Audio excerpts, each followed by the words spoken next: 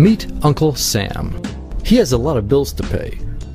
Almost $4 trillion worth every year. Uncle Sam's income is a little over $2 trillion per year. To make up the difference, the deficit, he does what most Americans do. He borrows money. When Uncle Sam takes out a loan, he calls it a bond. Bonds can be held by banks, investors, or even foreign governments.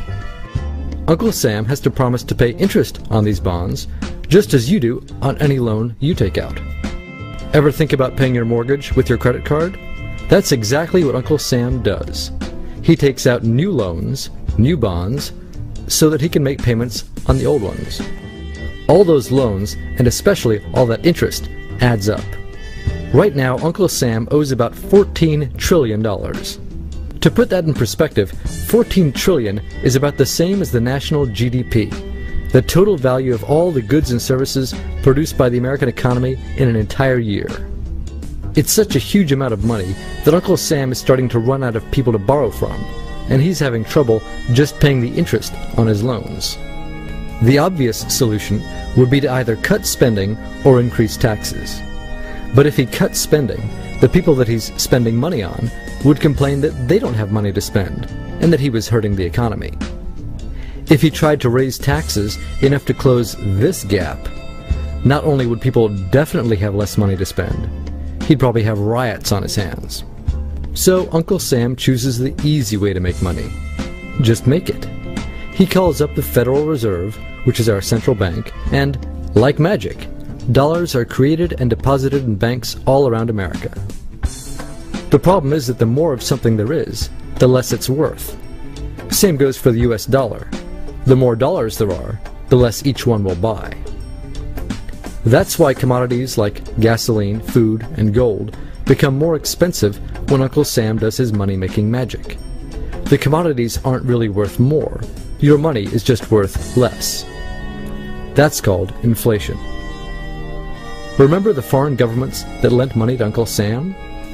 When they lent money to the American government, something interesting happened. It made the US look richer, and their countries look poorer.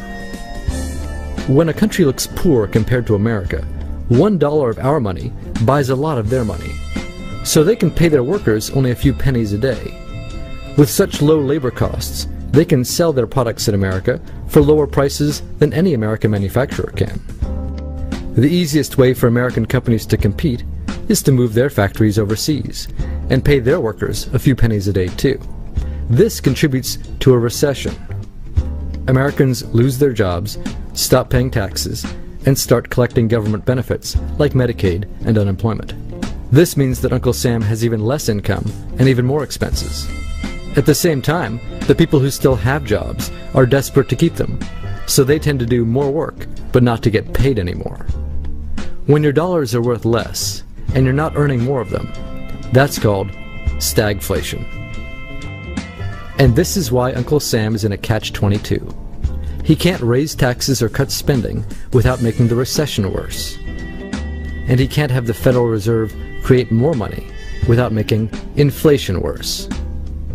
For now, he can keep borrowing money, but since he can't even pay the interest on the loans he already has, it just makes his inevitable bankruptcy even worse.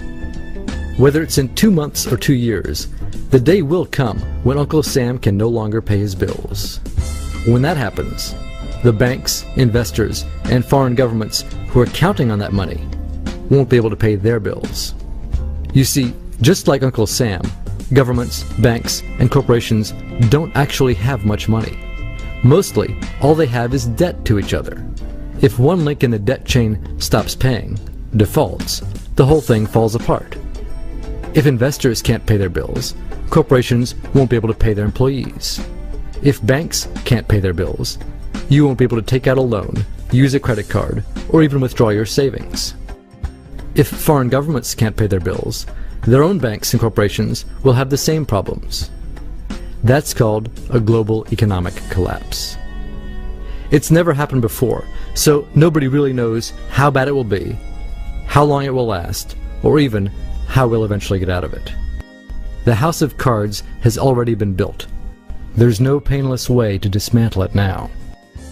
All we can do is to educate each other about what's actually going on, and to prepare for what may be very extraordinary circumstances.